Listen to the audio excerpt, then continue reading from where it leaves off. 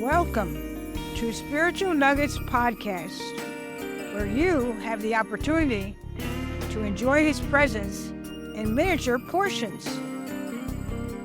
These are not oversized, repetitive expressions that lose their value. They are nuggets, larger than a crumb, yet small enough for you to enjoy in a single sitting. So, take a moment to listen and let these nuggets feed your soul.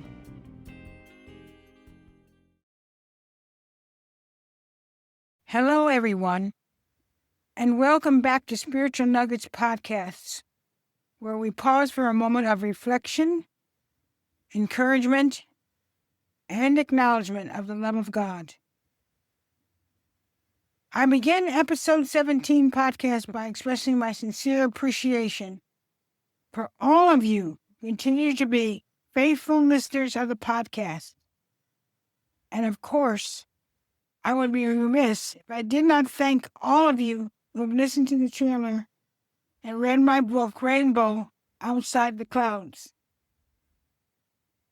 Rainbow Outside the Clouds was born from my spiritual commitment to demonstrate love without prejudice to outward, philosophical, or spiritual differences, embracing the eternal and everlasting covenant of God's unconditional love of His creations. Episode 17 takes a moment to address a commonly used expression to explain favorable outcomes in certain situations like wealth, recovery from illnesses, accidents, failures, etc. If you have a burning question about why some people have so much while others have very little, don't be misguided into thinking that there is a force spinning a giant roulette wheel that lands on certain people. The answer is far more powerful than that.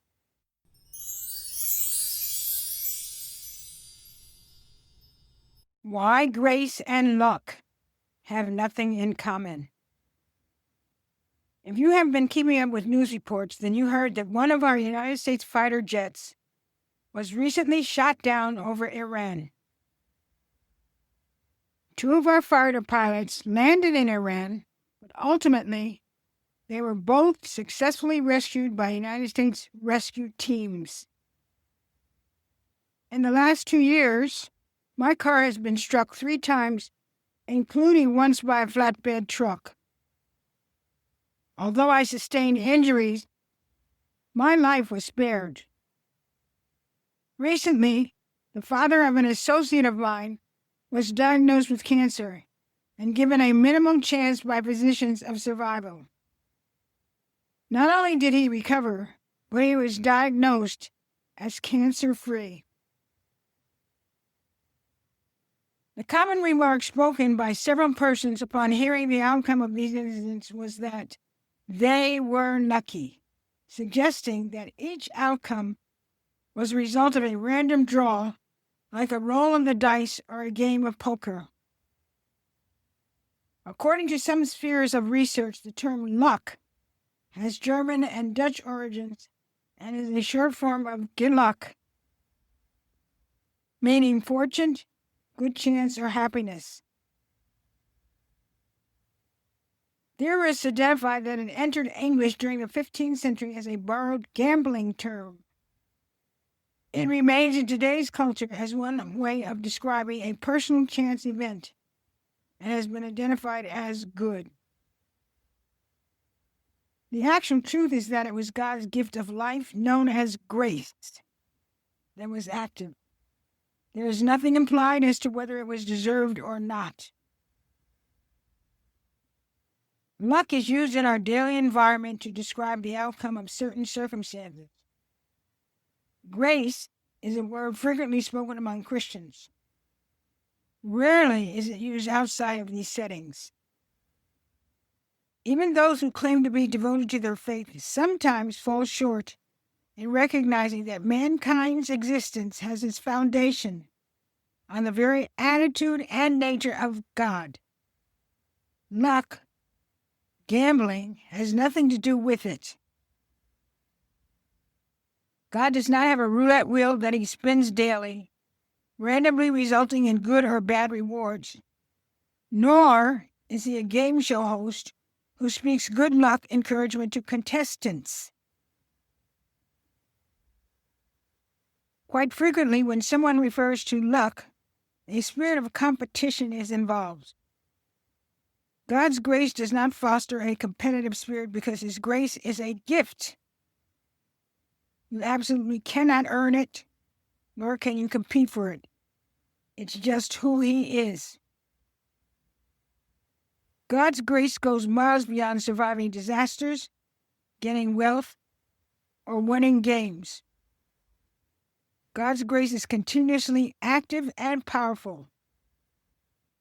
It wakes you up every day, gives you the strength to get out of bed every day, reminds you not to forget to put on clothes, and permits you to breathe the air despite our polluted environment. Grace is the power of God, which continually releases to humankind undeserved favor. To further illustrate this word grace, there are a few events in the Bible that chronicle this word. A restless young son who took his inheritance, spent it all on partying and wild living, eventually went home and was treated like a king by his father. A prodigal son welcome home. Grace. Paul, bitten by a poisonous snake who shook off the snake from his hand and suffered no ill effects, received life. Grace. Ruth, a Moabite and daughter-in-law of Naomi of Bethlehem, who worked in the harvest fields, met and married one of the richest Israelite men in the region, received wealth and provisions. Grace. Examples of personal experience of grace may have been on the freeway where you avoided more than one near-miss accident, passed an exam you thought you failed, a loved one recovered when you were told there was no hope of survival. God's grace goes miles beyond this material, secular world. Grace is getting something not only that you did not expect, but it is receiving something you did not deserve. It is more than a chance happening. No spin of the wheel, slot machine, or poker game can make it happen.